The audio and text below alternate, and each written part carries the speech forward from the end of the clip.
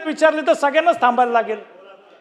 अध्यक्ष महोदय, मी आपलं अभिनंदन करतो की सर्वांना आज सभागृहात बोलायला दिलं, पण त्याबरोबर सन्मान्य सदस्यांनी सुद्धा अध्यक्षांच्या चांगुलपणाचा गैरफायदा नाही घेतला पाहिजे. ज्यांनी एकदा औचित्य मांडलंय, तालिका अध्यक्ष बदलल्यामुळं परत दुसरं औचित्य मांडायसाठी हात वर करतोय, हा अध्यक्षांच्या चांगुलपणाचा गैरफायदा घेत आहे. हा पहिला मुद्दा. दुसरा मुद्दा, अध्यक्ष महोदय, जर समजा आपण नियमाप्रमाणे 175 शब्दाची मर्यादा ठेवतोय, 175 शब्दाची मर्यादा आहे.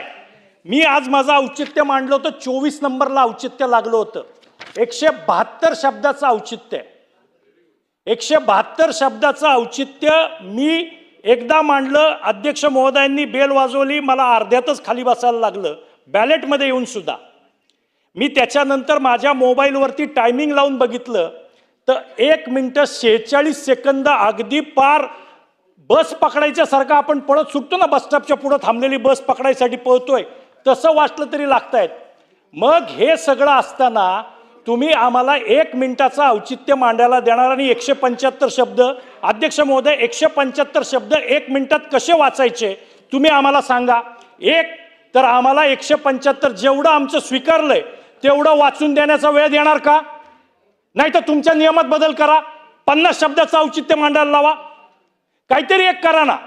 तुम्ही या सभागृहाचे नियम पायदळी उडवणार, सगळे संकेत, सगळ्या परंपरा पायदळी उडवणार. इथं आमदार कशासाठी येतात? आमच्या घरातले विषय मांडतोय आम्ही आमच्या मतदारसंघातल्या नागरिकांच्या व्यथा मांडतोय, तुमच्या नियमात राहून मांडतोय. तरी सुद्धा तुम्ही असं जर करणार असाल अध्यक्ष महोदय, तर हा नियमाचा भंग आहे, याची दाद कुणाकडे मागायची? जर चेअरच असं करणार असेल तर आम्ही दाद कुणाकडे मागायची? अध्यक्ष महोदय, आमचं पण चुकतंय. आता काही लोक पहिलं मांडून तुम्ही आल्यामुळं परत हात वर करतायत. तुम्हाला माहित नाही कुणी मांडलंय, तुमच्या पुढे परत मांडायचा प्रयत्न चाललेला आहे. हे चुकीचं आहे. आमदारांनी स्वतःला साधन सूचिता लावली पाहिजे. पण अध्यक्ष महोदय, जर बॅलेट मध्ये आहे तर एक तर शब्दाची मर्यादा मांडायला परवानगी द्या, नाही तर मग शब्दाची मर्यादा कायदाच बदला.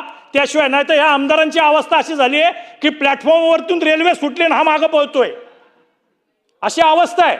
मांडता पण येत नाही, बोलता पण येत नाही. काय चाललंय? आम्ही तुमचं अभिनंदन करतो अध्यक्ष महोदय की तुम्ही सगळ्यांना बोलायची संधी देताय, पण ती योग्य तरी द्या ना. ज्यांनी बॅलेटमध्ये मांडलंय त्यांना सुद्धा वाचून देत नाही आपण. बोला. परिषदेच्या माध्यमातून शासनाचं अतिशय महत्त्वाच्या मुद्द्याकडे लक्ष केंद्रित करू इच्छितो आणि तातडीने कारवाई करण्याची मागणी करतो. अध्यक्ष महोदय, माझ्या विभागामध्ये PMGP वसाहत आहेत, 17 बिल्डिंग अत्यंत डिलॅबेड आहेत आणि ती म्हाडाच्या माध्यमातून त्याचा पुनर्वसन चालू आहे. अध्यक्ष महोदय, त्या ठिकाणी काही लोकांना घरं उपलब्ध होत नाहीत. त्यांनी PTCची मागणी माननीय म्हाडाचे उपाध्यक्ष यांच्या माध्यमातून SRSCO कडे केलेली आहे. अध्यक्ष महोदय, 1 किलो